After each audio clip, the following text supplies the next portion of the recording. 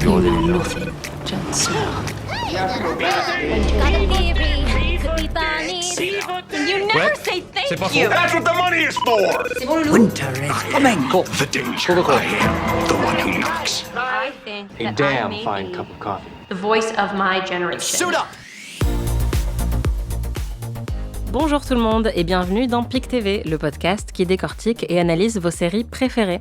Je m'appelle Anaïs Bordage et à mes côtés se trouve mon héroïne à moi, Marie Telling. Salut Marie. Salut Anaïs. Imaginez une série au croisement entre Mad Men, The Americans et Battlestar Galactica, le tout avec des rebondissements qui feraient pâlir les scénaristes de Grey's Anatomy. Ça peut paraître fou comme mélange, mais ça donne à peu près For All Mankind, une série sur l'exploration spatiale vraiment pas comme les autres. Diffusée sur Apple TV+, depuis 2019, elle est acclamée par la critique et sa popularité ne cesse d'augmenter.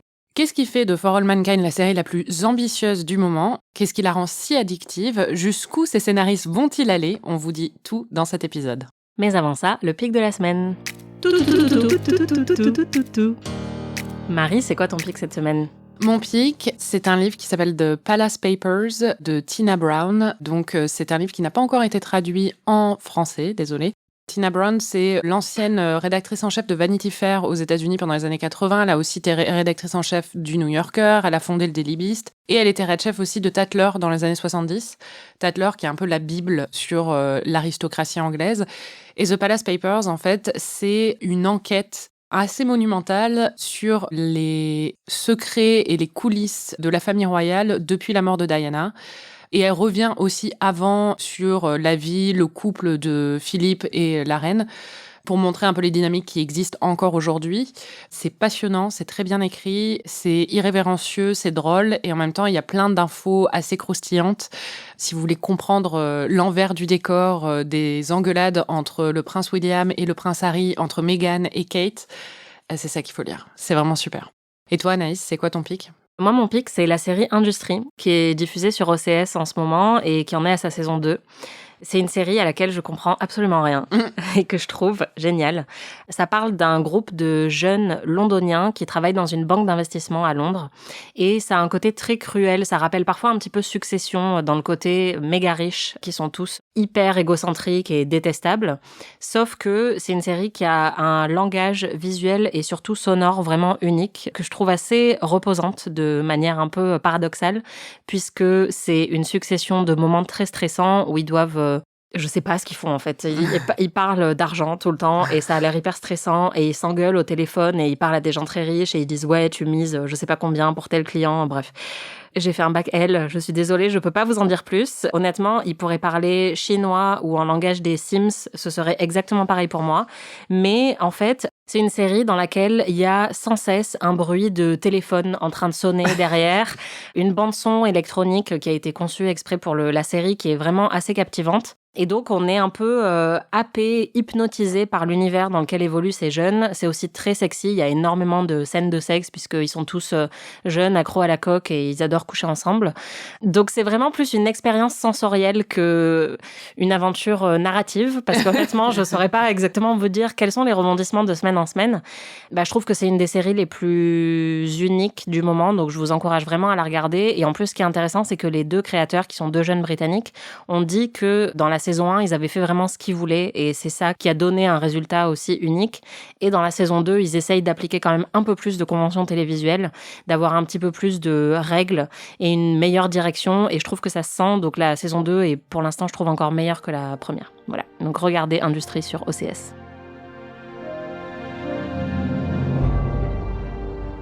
Et cette semaine, on vous parle d'une autre série franchement assez unique et vraiment très addictive, c'est For All Mankind. On va essayer au début de pas trop vous spoiler, mais il faut savoir que c'est une série qui va très très très très vite dans sa narration et à la fin du podcast, on parlera spécifiquement de la saison 3. Donc là, évidemment, si vous l'avez pas encore vue, ne l'écoutez pas. Marie, est-ce que tu peux nous dire ce que c'est For All Mankind ? For All Mankind, c'est une série qui a été créée et écrite par Ronald D. Moore, qui a été le showrunner de Battlestar Galactica, une série dont on a parlé plusieurs fois dans ce podcast, qui a aussi travaillé sur Outlander, sur plusieurs séries Star Trek. C'est aussi écrit et co-créé par Matt Walpert Eben Nedivi. Et l'histoire, en fait, de For All Mankind, le principe de base est très simple. C'est qu'est-ce qui se serait passé si les Soviétiques avaient été les premiers à envoyer un homme sur la Lune, au lieu des Américains. C'est un effet papillon qui va engendrer beaucoup de changements et la série en fait se déroule sur plusieurs décennies avec des grands bonds dans le temps. Et l'un des changements majeurs, c'est quand même que en fait la NASA va s'ouvrir très vite aux femmes pour rivaliser avec l'Union soviétique qui a aussi envoyé une femme sur la Lune. Et donc, d'un coup, on a toute une équipe de femmes astronautes qui arrivent et qui font partie des personnages principaux de la série. Et ce qui est intéressant avec la série, c'est qu'elle mêle conquête spatiale et grosses scènes d'action dans l'espace, sur la Lune et après dans d'autres endroits. Et aussi histoire très intime et intimiste de relations familiales, de relations de couple, d'homosexualité cachée, de parentalité, de deuil. À travers des années et des années et des années, on suit ces personnages. C'est génial. Bien résumé, il faut préciser que ça commence en 1969, donc la date à laquelle les Américains ont vraiment marché sur la Lune, dans notre vraie vie à nous. Sauf que là, c'est les Soviétiques, et donc comme tu le dis, c'est ça qui change tout. Et ce qu'il faut savoir, c'est que Ronald Moore, son idée de base, quand il a pensé à la série, c'était de se dire qu'est-ce qui se passerait si les États-Unis misaient autant sur l'exploration spatiale à l'heure actuelle qu'ils l'ont fait justement pendant la guerre des étoiles, puisque maintenant, c'est vrai qu'il y a des avancées spatiales, mais le développement a été un peu abandonné pendant des années. Or, Ronald Moore étant un grand rêveur et un grand fan de l'espace, il s'est dit qu'est-ce qui se serait passé si on n'avait jamais abandonné cette course un peu frénétique qu'il y a eu dans les années 70, quoi. Ils la continuent parce qu'ils l'ont perdue pour commencer, donc ils essaient toujours de trouver une nouvelle barrière à franchir et une nouvelle étape à franchir, ce qui n'a pas été le cas après parce qu'ils ont gagné et tout le monde est passé à autre chose un peu. Voilà, si on continue à avoir des stations spatiales et tout ça, mais là vraiment, il y a un niveau d'exploration spatiale qui est largement supérieur. Oui, c'est ça, puisque au début, c'est par esprit de compétition et ensuite, c'est parce que ils ont de plus en plus de moyens pour pouvoir réaliser des grandes avancées qui n'ont pas eu lieu dans notre vie à nous, mais qui sont assez grisantes à voir dans cette série, quoi. Oui, puis parce qu'il y a aussi certaines figures héroïques qui se détachent et qui vont après peut-être avoir des carrières politiques ou des choses comme ça, où vont pouvoir influencer aussi le financement de la NASA et des choses comme ça qui font qu'il y a une conquête qui est beaucoup plus poussée que ce qui a été le cas dans la réalité. Donc c'est une uchronie. Ce qui est intéressant, c'est un peu ce qui change quand on change juste un détail de l'histoire. D'un coup, en fait, il y a plein d'autres choses qui vont changer. Par exemple, il y a Robert Kennedy qui décide de renoncer à une soirée où il devait aller. Et en fait, dans la vraie vie, c'est en rentrant de cette soirée, justement, qu'il a eu un accident de voiture et qu'une des passagères est morte dans l'accident de voiture, ce qui a détruit sa carrière politique. Et là, comme il ne va pas à cette soirée, sa carrière politique se poursuit et il devient président dans la réalité de la série. Donc, c'est intéressant de voir comment la série tire le fil de ces changements qui, juste du fait que les Soviétiques mettent le pied sur la Lune, avant les Américains, il y a énormément de changements qui vont en découler, et en même temps d'autres choses qui restent les mêmes. Donc c'est assez fascinant. The Soviet cosmonaut has become the first to set foot on the moon.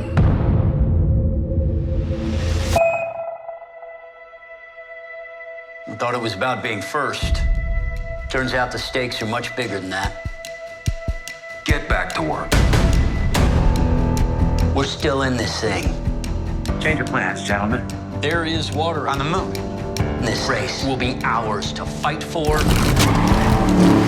and to win. And we are not stopping there. Moon Lab. We need to accelerate the base. You're gonna be an astronaut candidate. No, I'm gonna be an astronaut. We're going to Mars, Saturn, the stars, the galaxy. Drifting right. Rocket! Qu'est-ce que t'as pensé des premiers épisodes quand tu les as vus ? Alors moi, il faut dire que je l'ai pas découverte au tout début, c'est-à-dire que j'en avais déjà entendu parler. Toi, tu m'en avais beaucoup parlé, on a d'autres amis qui l'ont regardé, qui m'en avaient beaucoup parlé. Et c'était l'été dernier où j'étais dans un appartement toute seule alors qu'il n'y a personne à Paris. Et du coup, je m'étais mise à le regarder à la télé et j'avais tout de suite été assez accrochée en fait. Alors que je sais que d'autres personnes ont pris plus de temps pour rentrer dedans, mais je pense que parce que j'avais été un peu hypée et parce que j'avais rien d'autre à faire, j'étais vraiment dans le bon mood pour découvrir ça. Toi, t'en avais pensé quoi ? Moi, j'ai commencé à la regarder quasiment au moment de la diffusion, peut-être quelques semaines après. La série n'était pas du tout un phénomène quand elle est sortie. Pourtant, c'est une série de science-fiction d'animation avec des gros moyens qui est diffusé sur Apple. Mais Apple n'était vraiment pas la plateforme de référence à l'époque. D'ailleurs, elle galère encore un peu à l'être aujourd'hui, même si elle a eu beaucoup plus de succès. Et moi, au début, j'avoue que j'étais pas hyper emballée par les 2 premiers épisodes. Enfin, je voyais ce qui me plaisait, mais en même temps, ça faisait un peu redite par rapport à des séries comme Mad Men ou Halt and Catch Fire, c'est-à-dire que dans les 2 premiers épisodes, on est très focalisé sur notamment les 2 héros masculins qui sont Ed Baldwin et Gordo Stevens, qui sont les astronautes stars de la NASA et qui sont un peu des trous-ducs. Oui, chacun à leur manière, mais voilà, Gordo Stevens, qui est un peu le beau gosse qui trompe sa femme. Ouais, c'est un playboy, quoi. Voilà, qui a une tête brûlée, etc. Et à côté de ça, on a Ed Baldwin qui, lui, est extrêmement rigide avec son fils, un peu tyrannique. Oui, c'est le macho man de l'époque, un peu, voilà. Très militaire, quoi. Voilà, c'est ça. Et donc, on a une ambiance très Mad Men, puisqu'on est à la fin des années 60. Les femmes font la popote, les hommes pilotent des fusées. Et je me disais, OK, ça va aller où? Mais j'avais quand même lu 2-3 trucs sur le reste de la saison. Et ce qui change tout, pour moi, c'est l'épisode 3, qui s'appelle Les femmes de Nixon, Nixon's Women. Et c'est dans cet épisode 3 que, effectivement, les Russes viennent d'envoyer la première femme sur la Lune. Les Américains sont dégoûtés. Et Nixon, pour ne pas perdre la face, dit il faut qu'on lance un programme d'astronautes femmes à envoyer dans l'espace le plus vite possible.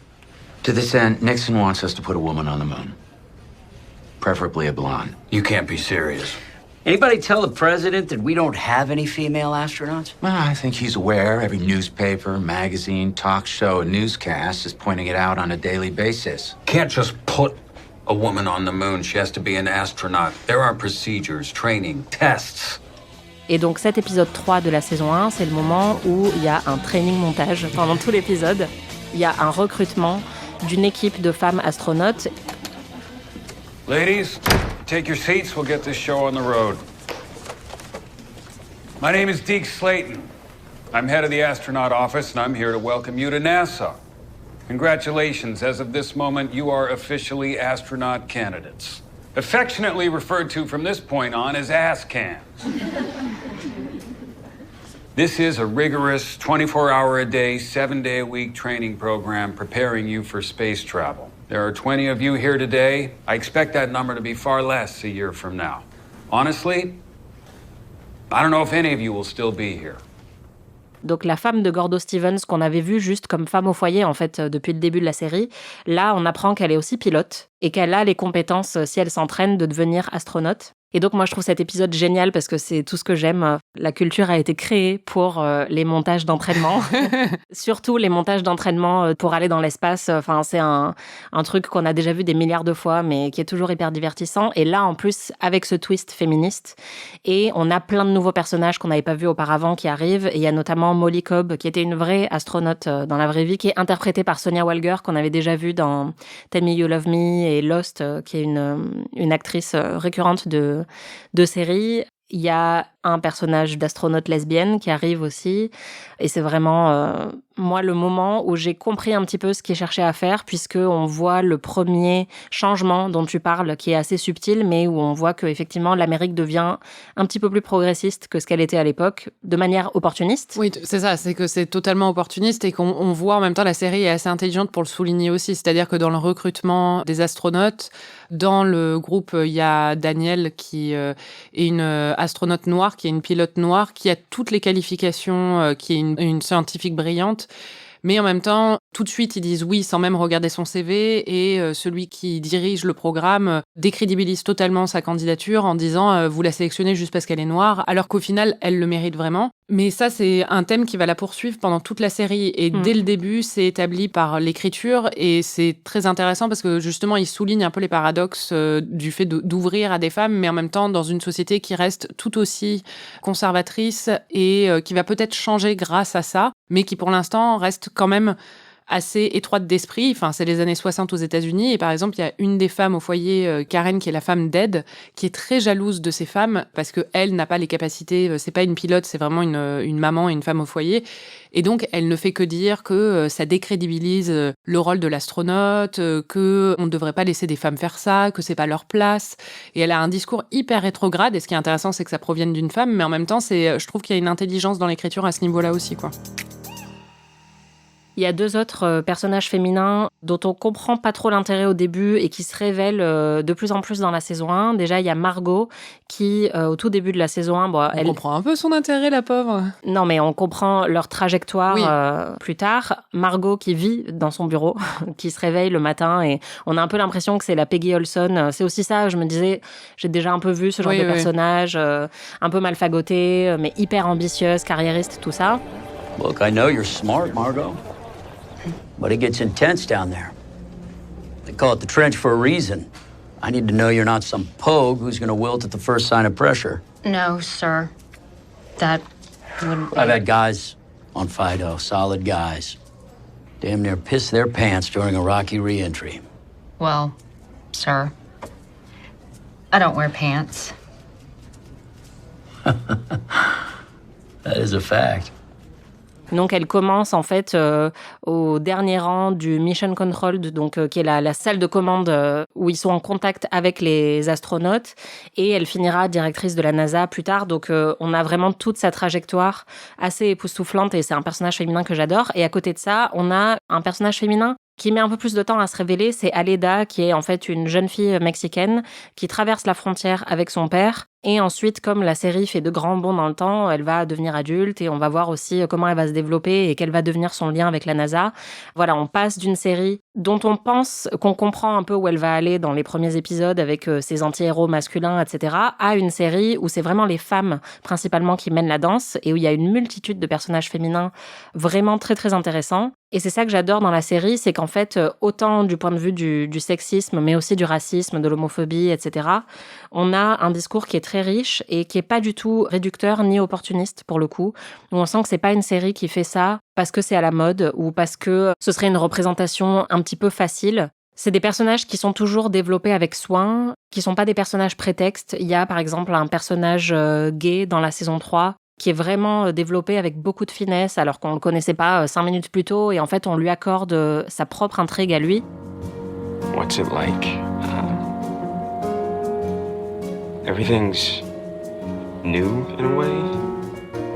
You can't really understand it until you're here, but something about this place really changes your perspective on things. When you're here, it feels like anything is possible. You know, growing up in Detroit, there weren't a lot of kids like me. Back then, especially in the neighborhood I grew up in, you just didn't tell people you were gay. Et je trouve que vraiment, c'est ça qui fait toute la différence entre For All Mankind et plein d'autres séries qu'on pourrait un peu réduire facilement au discours woke. Dans For All Mankind, ça a vraiment du sens. Et en même temps, comme tu le disais, ce qui est intéressant, c'est que c'est une série qui est pas du tout bisounours, où on voit que c'est pas parce qu'il y a des avancées sociales très fortes aux États-Unis dans cette série qu'il n'y a pas forcément eu à la même époque dans la vraie vie, qu'il n'y a pas un backlash tout aussi puissant et qu'il n'y a pas d'autres problèmes. D'homophobie ou des choses comme ça. Voilà, c'est ça. Ça se traduit différemment, mais ça existe quand même dans cette série. C'est vrai que en fait, la série met au centre du récit énormément de femmes et elle a un discours très féministe à travers ça. Mais ce qui est intéressant aussi, c'est qu'à travers ces héros masculins, Gordo et Ed, donc les 2 héros du début, qui sont les 2 astronautes emblématiques, elle analyse aussi la masculinité et elle la déconstruit à travers eux. C'est-à-dire que Ed va traverser un énorme deuil. Bon, là, on va commencer un peu à spoiler, parce qu'on parle dans les détails, mais dans la première saison, et c'est un des moments les plus marquants de la première saison, Ed, alors qu'il est basé sur la Lune, va perdre son fils avec qui il était très très dur et très sévère, qui meurt renversé par une voiture. Et ça va être quelque chose de évidemment cataclysmique pour lui et dans sa relation avec sa femme aussi, et qui va aussi changer sa femme profondément. Il y a Gordo aussi qui, lui, va perdre ses moyens et avoir des crises d'angoisse alors qu'il est sur la Lune, alors que c'était la personne avec le plus d'assurance de tout le casting, et qui, en plus, va voir son mariage complètement se déliter, mais sous les effets de ses propres erreurs à lui, qui se retrouve au début de la saison 2 complètement hors jeu, un énorme has-been qui est alcoolique, il a pris 30 kilos, il est plus avec sa femme, elle c'est une star et elle continue à faire des missions dans l'espace alors que lui il est plus retourné dans l'espace depuis qu'il a eu ses crises d'angoisse. Et tout ça, en fait, ça déconstruit beaucoup l'image de cette masculinité un peu victorieuse des années 60, de ce héros américain qui porte sa famille sur ses épaules et qui, en même temps, représente plein de valeurs très archaïques. La série, elle s'occupe aussi de déconstruire tout ça, tout en rendant ces personnages extrêmement attachants. Et c'est même ces développements-là et cette déconstruction qui les rend d'autant plus humains et d'autant plus admirables. C'est pour moi un des éléments les plus surprenants de la série, cette manière de faire autant d'ellipses et des ellipses parfois assez hardcore, c'est-à-dire que parfois on nous dit que c'est 10 ans plus tard ou 12 ans plus tard, et dans un même épisode on va franchir plusieurs années. Je trouve ça extrêmement ambitieux pour une série, surtout dans sa première saison, de déjà avoir recours à ce genre d'outils. D'autant plus que ça va complètement à l'encontre du principe de l'écriture sérielle, puisque en fait, une série, comme c'est fait pour durer traditionnellement, on va plutôt avoir tendance à faire durer très longtemps une petite unité de temps. D'ailleurs, 24 heures chrono, c'était tout le principe, c'est-à-dire qu'une saison entière se déroulait sur une seule journée. On peut justement, grâce aux épisodes et à l'écriture sérielle, rester très très très longtemps dans la vie d'un personnage. Et là, en fait, de passer quelques épisodes à peine sur une année et de passer ensuite à autre chose, d'avoir fait déjà en 3 saisons 4 décennies, c'est complètement fou. Ça veut dire qu'il faut renouveler le casting tout le temps renouveler l'intrigue, qui a jamais de temps mort, en fait. Et je trouve ça à la fois brillant et ambitieux, et en même temps accorder autant de profondeur à ces personnages, alors qu'on les voit se développer de manière très très rapide, et traverser les années d'épisode en épisode, je trouve ça très très fort, quoi. Les créateurs de la série, en fait, ont décidé de faire une saison par décennie. Donc, la première saison, ça commence en 69, mais ça s'étale sur les années 70. La deuxième, c'est vraiment les années 80. La troisième, les années 90. J'imagine que la quatrième sera les années 2000. Je me demande jusqu'où ils vont aller. Mais en fait, le risque en faisant ça, c'est forcément qu'on loupe plein de développements narratifs qu'il aurait pu avoir. Parce qu'au final, les 10 années d'ellipse, on peut se dire, il y a plein d'histoires qui auraient pu être racontées et que moi, j'aurais aimé voir aussi. Donc, c'est un gros risque. Et je trouve que c'est un risque qui paye au final parce que ça leur permet de faire un spectacle à grande échelle qui en envoie plein les yeux sur plein d'éléments et ça leur permet d'avoir des développements narratifs assez rapides et des rebondissements qui vont arriver de façon assez rapprochée dans une saison, mais en même temps, dans l'histoire, c'est quand même pas, c'est pas comme s'il leur arrivait des drames tous les 2 jours. Mais ils arrivent, et c'est un petit miracle, à préserver le côté intimiste de l'histoire en suivant des personnages au fil des années, en développant leur vie intime, leurs relations entre elles. Et parfois, il y en a qui disparaissent, mais on suit leurs enfants ou des choses comme ça. Et on pourrait penser, honnêtement, moi, quand c'est arrivé, on va en parler après, j'avais très peur. Je n'avais presque plus envie de regarder la série. Et en fait, en continuant à la regarder, ça vaut toujours le coup. Et au contraire, ils arrivent quand même à raconter quelque chose, même sur les personnages qui ont disparu. Et c'est assez bluffant. Ouais, parce que en fait, tout a du sens. Et des événements qui ont pu avoir lieu il y a très longtemps dans la saison 1 ou la saison 2 vont se répercuter dans la saison 3 de manière parfois assez touchante. Et on est toujours surpris parce que justement, ça va tellement vite que on sait jamais vraiment où ils vont aller. Le seul truc qu'on sait, c'est que par exemple, moi, quand je vois un bébé naître dans For All Mankind, je me dis quel beau gosse va le jouer dans 3 épisodes. Parce qu'en fait, ils vont sans doute faire un bond dans le temps de 25 ans. Et Anaïs, c'est Jacob dans Twilight. Please. Non, mais en fait, l'ambition de ces astronautes qui n'ont pas froid aux yeux et qui sont prêts à absolument tout pour aller sur Mars, aller sur Saturne, aller découvrir tout ce qu'il y a au fin fond de l'espace, on la retrouve dans la structure même de la série. Et ça, c'est très, très fort. C'est-à-dire qu'on sent que rien ne les arrête. Et d'ailleurs, les co-créateurs, et qui sont aussi un duo de scénaristes qui ont écrit certains des épisodes de la série, disaient qu'ils étaient terrifiés pour la saison 4 parce qu'ils disaient, on sait pas, en fait, à chaque fois, c'est de plus en plus gros et on sait pas où ça va aller parce que même eux, en fait, ils sont un peu bluffés par le rythme auquel ils vont. Mais c'est vrai que du coup, il y a très peu de points morts et il y a très peu d'intrigues ou de personnages qui vont être inutiles. Et d'ailleurs, on en reparlera, mais il y a parfois des intrigues où on se demande un petit peu où elles vont aller et la récompense à la fin est assez spectaculaire. Oui, totalement. Il y a une attention aux détails, même au niveau technique. Ils ont un astronaute, en fait, qui est un ancien de la NASA, qui est aussi prof à l'Université de Californie du Sud, qui s'appelle Garrett Reisman, et qui est apparu dans 2 épisodes en guest star, en arrière-plan, où il disait des trucs genre brancher tel truc sur tel truc, bon bref. Mais lui, il est là comme conseiller technique.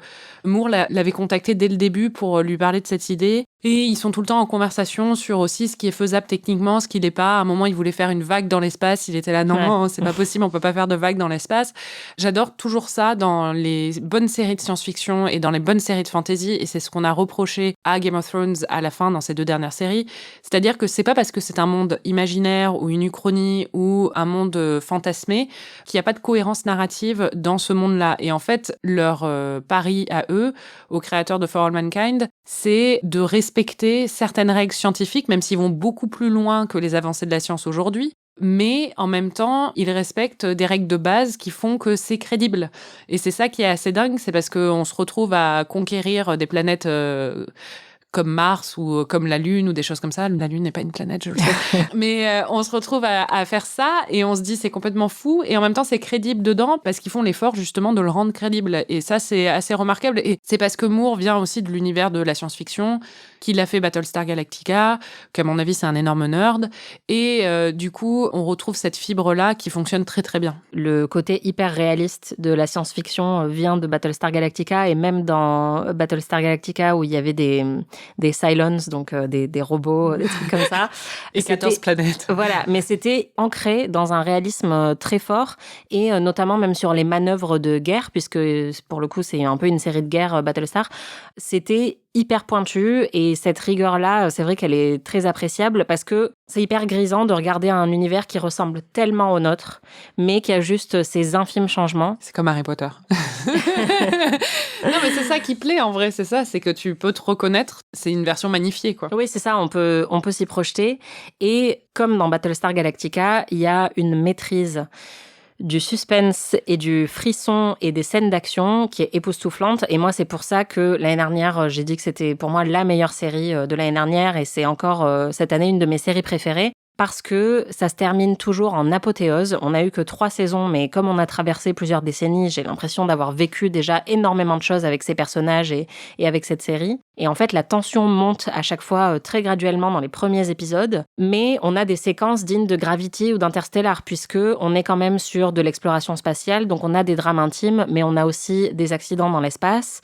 On a aussi vu que c'est une histoire alternative et que ça commence en pleine guerre froide, des tensions entre les Russes et les États-Unis et peut-être d'autres pays dans l'espace. Donc ça, c'est quelque chose qu'on n'avait jamais forcément imaginé. Il y a la possibilité peut-être de fabriquer des armes nucléaires sur la Lune. Enfin, il y a plein de choses qui sont complètement démentielles et qui donnent parfois des catastrophes spatiales qui sont vraiment très stressantes. Et moi, les derniers épisodes, j'ai dû mettre pause vraiment toutes les 5 minutes parce que je pouvais plus respirer. Pour être honnête, moi, je mettais pause vraiment aussi, mais pour les scènes d'action et aussi il y a beaucoup de scènes très gênantes, en fait, parce qu'il y a des gens qui sont en train où tu sais qu'ils vont droit dans le mur, ils vont pas bien, ou des choses comme ça, des personnages, et je faisais que mettre pause parce que ça me gêne aussi. Ils sont très bons sur le suspense, surtout, quoi. Ouais, voilà, c'est ça. Et c'est vrai que ça monte, et chaque finale de la série a été vraiment, pour moi, mais certains des épisodes les plus mémorables de ces dernières années, parce que t'en prends plein la tronche en termes d'action, d'effets spéciaux. Et d'émotion. Et voilà, et d'émotion, parce que les enjeux sont très, très élevés.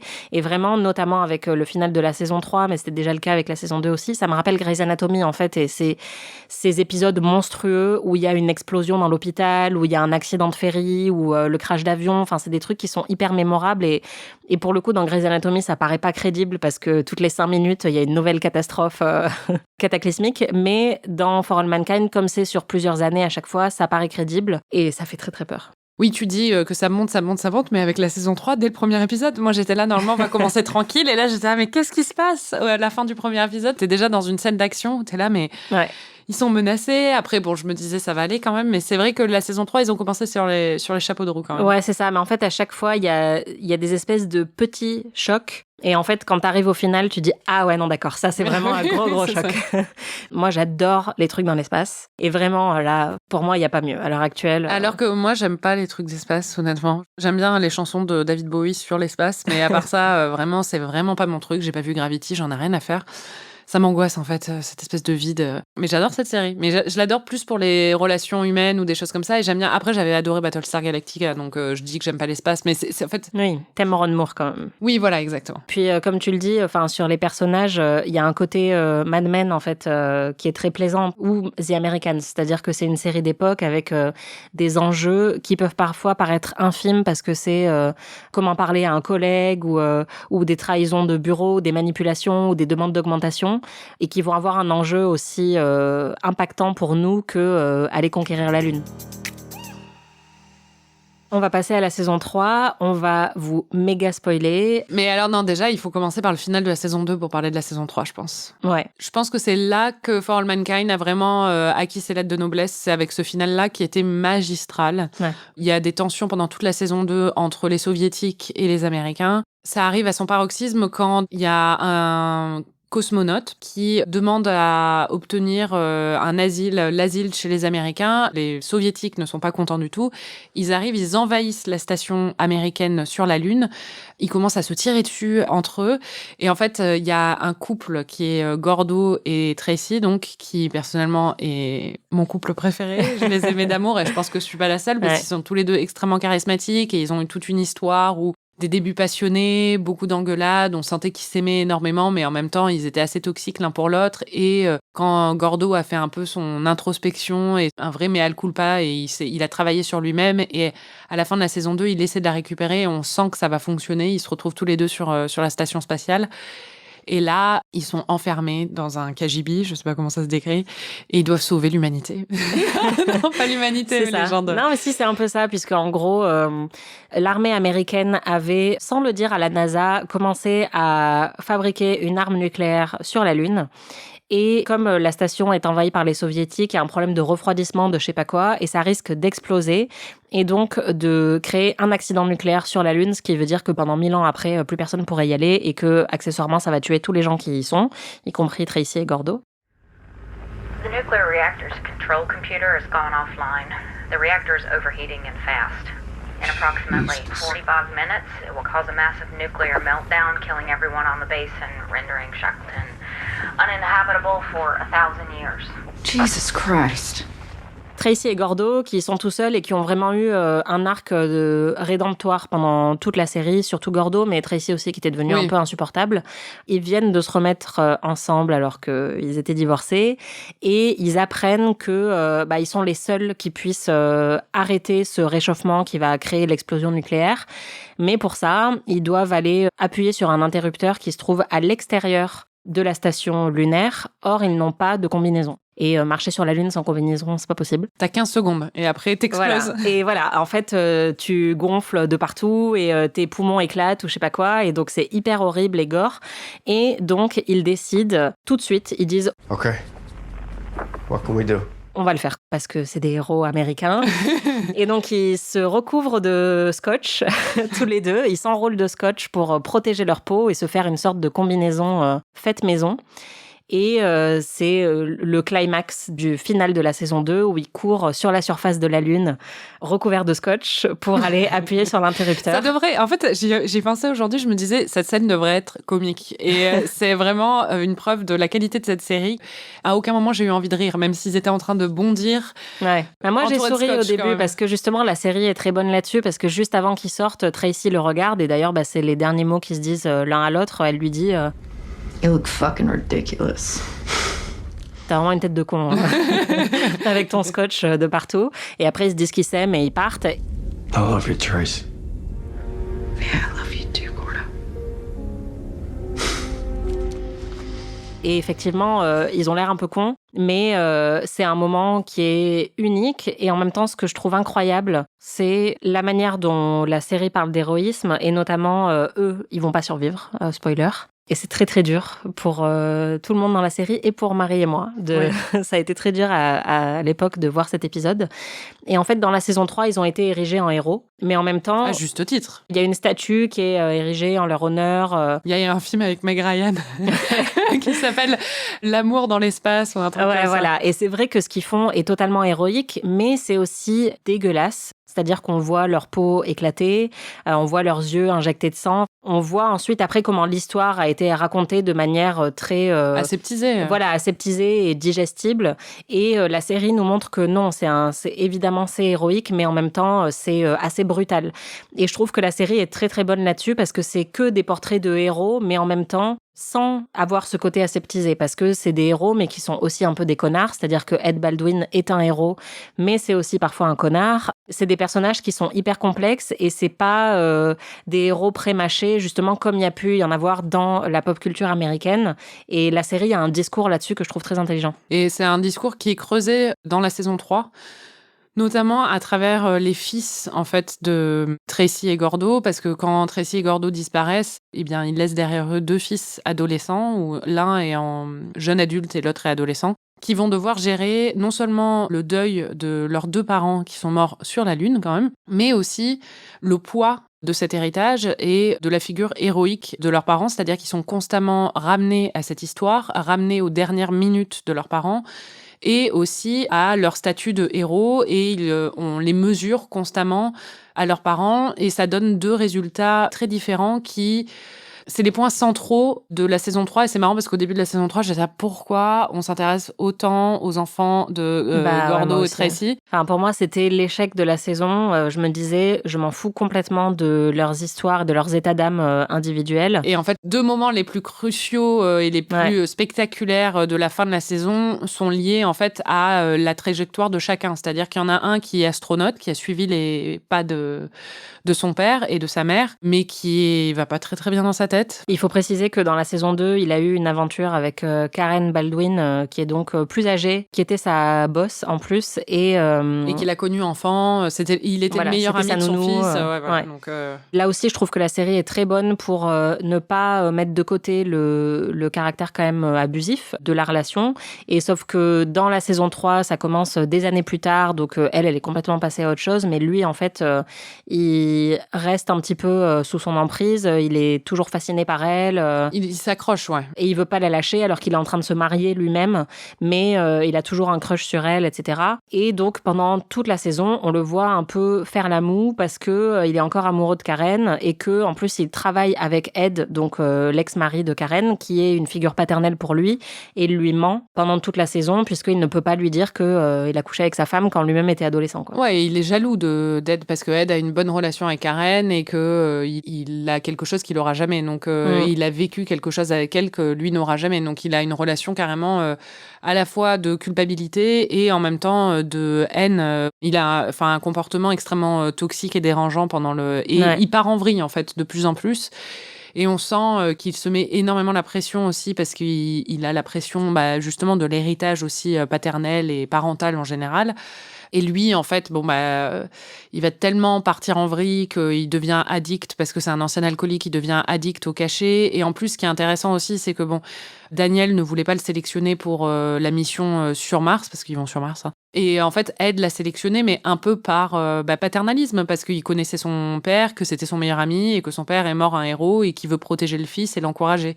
Alors que le fils ne devrait pas être dans une mission comme ça, parce qu'il n'a pas les épaules pour. Et en fait, il devient accro au cachet, et il y a un moment où il est censé aider l'équipe qui est dehors dans une situation à risque, et non seulement il va pas les aider, mais il va carrément couper la communication et causer la mort de plusieurs membres de l'équipe. Et ça va être le premier moment catastrophique qui va mener à une série d'événements sur la fin de la saison 3. Et pendant ce temps, il y a son frère qui est encore plus une victime. Il me fait trop de peine. Il s'appelle Jimmy. Et lui, en plus, on sent qu'il y en a un qui est beau et qui est astronaute. Et Jimmy, lui, je sais même pas ce qu'il fait dans la vie. Ouais, mais il est complètement à la dérive. Et en fait, il devient complotiste. C'est-à-dire qu'il accepte pas... il a beaucoup de rage par rapport à la mort de ses parents. C'est le plus jeune des 2 fils. Il a très mal vécu ça, et il accepte pas la version justement très aseptisée que la NASA donne de cette mort, même si la NASA ne ment pas. Mais lui, il pense qu'il y a quelque chose d'autre qu'on lui cache, et donc il commence à se laisser un peu influencer par un groupe de terroristes en fait domestiques. Et lui ne sait pas qu'ils sont terroristes domestiques. Voilà. C'est ça qui est. Mais qui sont complotistes et qui se servent pas mal de lui et de ses accès privilégiés à la NASA pour voler des trucs, etc. Et en fait, tout ça atteint son paroxysme dans le final, où en fait, il comprend que ses nouveaux amis complotistes ont en fait prévu de faire exploser une bombe devant la NASA et il s'est rendu complice malgré lui de tout ça. Et donc, dans le final, la bombe explose, détruit grandement le centre spatial. There are reports coming in of a bombing at the Johnson Space Center in Houston. Looks like this could be a mass casualty event with paramedics casualties is unknown at this time. We are hearing reports of potentially hundreds of employees. Exploded outside the main office building at the Johnson Space Center.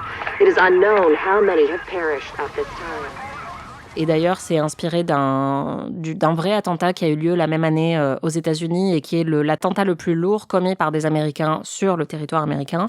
Et en fait, la manière dont on voit la façade de la NASA à la fin, c'est exactement la manière dont ce bâtiment officiel avait été détruit aussi en 1995.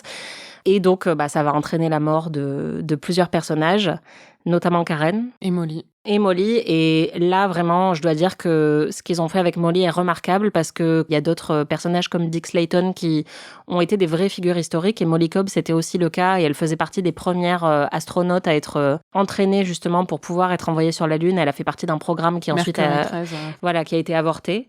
Et la série lui rend honneur et lui donne cette trajectoire fictive. Et les créateurs lui avaient dit à l'actrice au début de la saison qu'ils voulaient lui donner une mort héroïque. Et c'est vraiment ce qu'ils ont réussi à faire puisque elle devient aveugle sur la Lune. Et donc dans la saison 3, elle travaille à la NASA plus du côté administratif. Et à la fin, elle revient pour un dernier truc.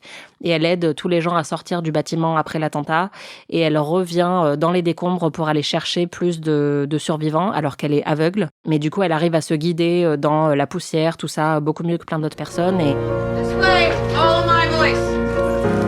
It's 25 more steps to the stairwell. All right, Andrew, we got this. Not far.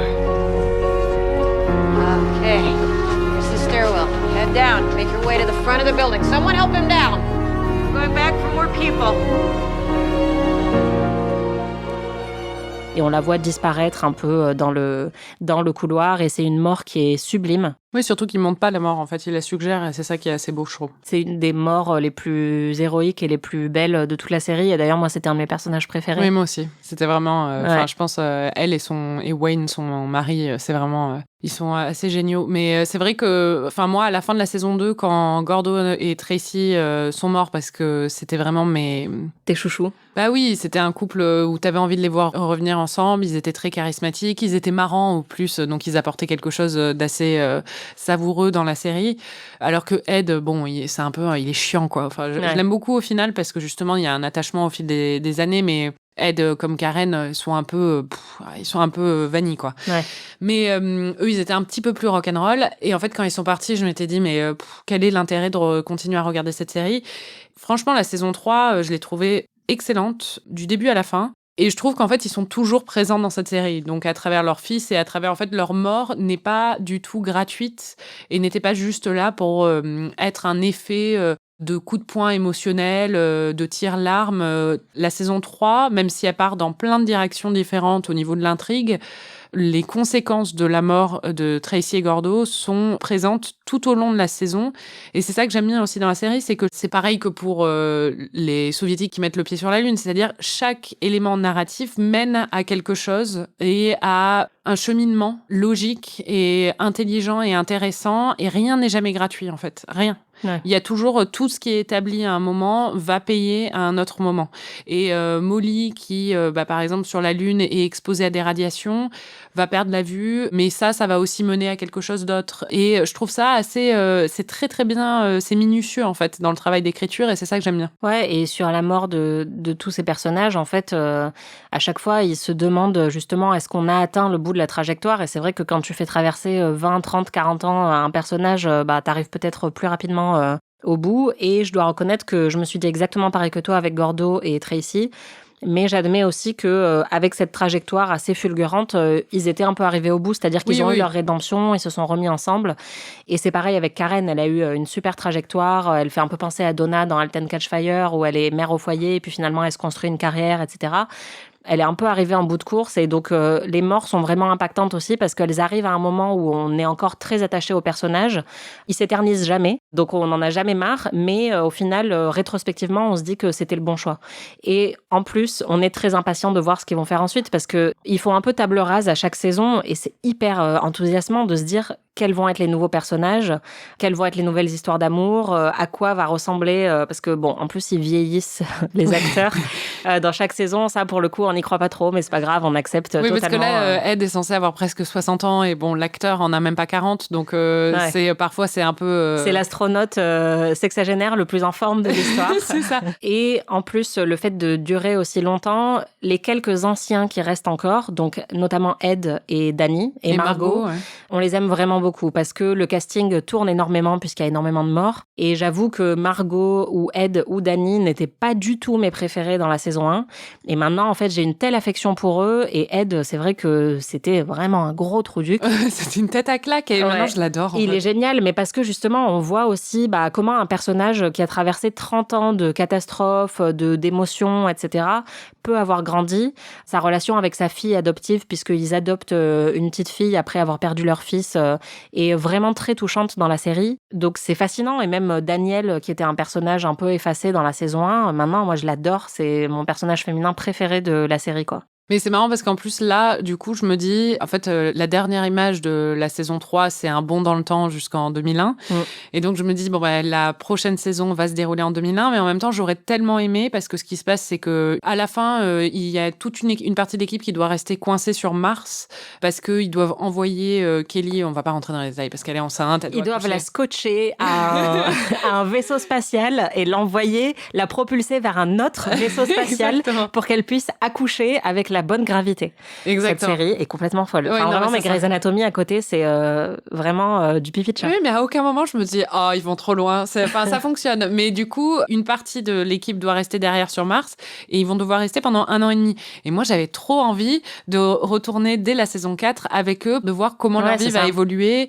En plus, c'est une équipe qui est composée donc de soviétiques, d'américains et maintenant d'un nord-coréen au milieu. Donc c'est hyper intéressant. Même les relations, j'ai adoré cette saison. En fait, les relations entre les astronautes soviétiques et les astronautes, du coup, les cosmonautes soviétiques et les astronautes américains. Il y a un personnage qui est joué par Lev Gorn, qui jouait Arkady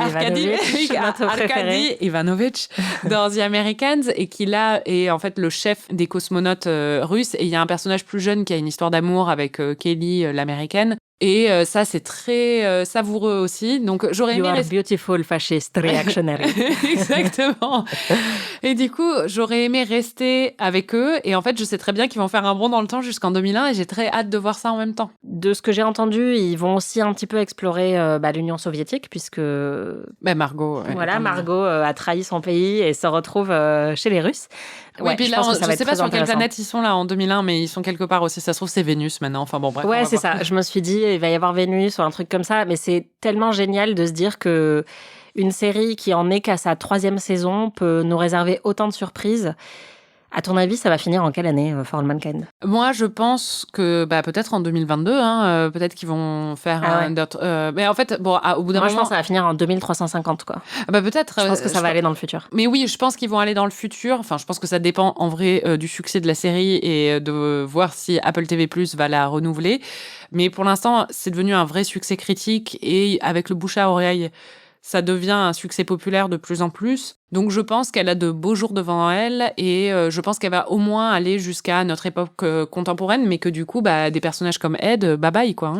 Oui, c'est ça. Il va falloir accepter à un moment de dire adieu à Ed, Margot et Danny, qui sont plus tout jeunes. Et Hélène. Et Hélène, effectivement, mais on a encore Aleda, on a encore Kelly, et effectivement, on a les plus jeunes qui vont arriver, et j'espère qu'on va encore avoir de nouveaux personnages. Moi, vraiment, le bébé de Kelly, je mise dessus. Je pense vraiment que ça va devenir un personnage hyper important. Moi, c'est Will Tyler que j'adore. Je pense qu'il va rester un bon personnage. C'est qui Will Tyler ? C'est le personnage, l'astronaute gay. Ouais, c'est vrai qu'il est trop cool. Il est super, lui. Est-ce que tu as imaginé des trucs ? Parce que moi, depuis le début de la saison 3, ça ne s'est toujours pas produit, je cours pas pourquoi. J'attends qu'on dise à Hélène, qui est devenue présidente des États-Unis, une seule personne peut aller sauver les astronautes sur je ne sais pas quelle planète, et c'est vous, la présidente des États-Unis.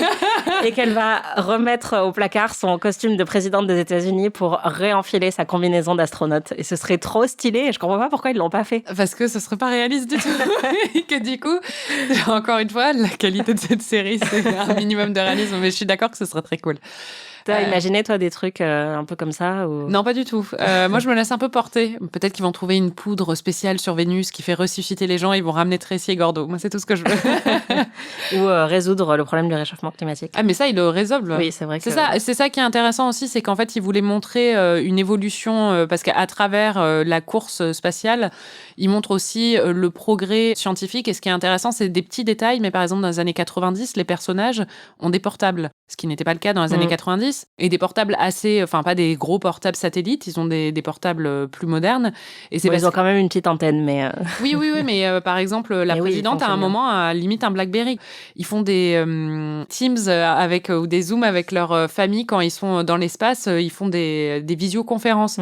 En 95, c'est facile à oublier que ça se situe en 95 et c'est parce qu'il y a eu vraiment un progrès scientifique assez poussé. Et le réchauffement climatique, ils le résolvent un peu, on le comprend, parce qu'ils arrêtent d'utiliser du pétrole et ils trouvent une nouvelle substance sur Mars. Le créateur a dit d'ailleurs qu'il voulait montrer ce progrès. Et donc, je pense que oui, on va peut-être voir ça. Et justement, il a dit aussi qu'il le voyait comme une série très optimiste. J'ai envie de lui dire, arrête de tuer tout le monde. C'est clair. Non, mais c'est vrai que sur le progrès et sur ce qu'on peut faire dans l'espace, et c'est ça qui est très beau, c'est que même dans les moments très très sombres, comme dans le final de la saison 2, alors que Tracy et Gordo sont en train d'éclater dans leur scotch, il y a Daniel et un soviétique qui se serrent la main dans l'espace pour une opération télévisée. Et c'est ça qui inspire le président pour faire la paix avec les Russes, en fait, parce qu'il se dit c'est possible, même dans un temps de crise, de trouver un peu de paix. Donc oui, c'est une série qui est quand même très optimiste et qui montre que on peut avoir une autre option que la guerre, le conflit, la rivalité. À travers une course scientifique, on arrive aussi à un progrès qui amène l'humanité vers quelque chose de meilleur. Enfin, ça, c'est leur propos. Hein. Je dis pas que c'est... Tout en critiquant quand même justement la surenchère. Oui, bien sûr. Et la surenchère politique et militaire. Mais après, il y a quand même un discours sur la science dedans qui est assez souligné à travers les épisodes. Et un amour de la science. C'était PIC TV. Merci Marie. Merci Anaïs. Et merci les Pikies de nous écouter toutes les semaines. Vous pouvez retrouver tous les épisodes de PIC TV sur Slate Audio ou sur votre appli de podcast préférée. On se retrouve la semaine prochaine pour un nouvel épisode dans lequel on vous parlera d'une série qu'on adore, Véronica Mars. En attendant, si vous avez aimé ce podcast, parlez-en autour de vous et n'hésitez pas à nous mettre 5 étoiles et un petit commentaire. À très vite. Salut. PIC TV est un podcast d'Anaïs Bordage et Marie Telling, produit et réalisé par Slate.fr sous la direction de Christophe Caron et Benjamin Ours. Production éditoriale, réalisation et montage, Aurélie Rodriguez.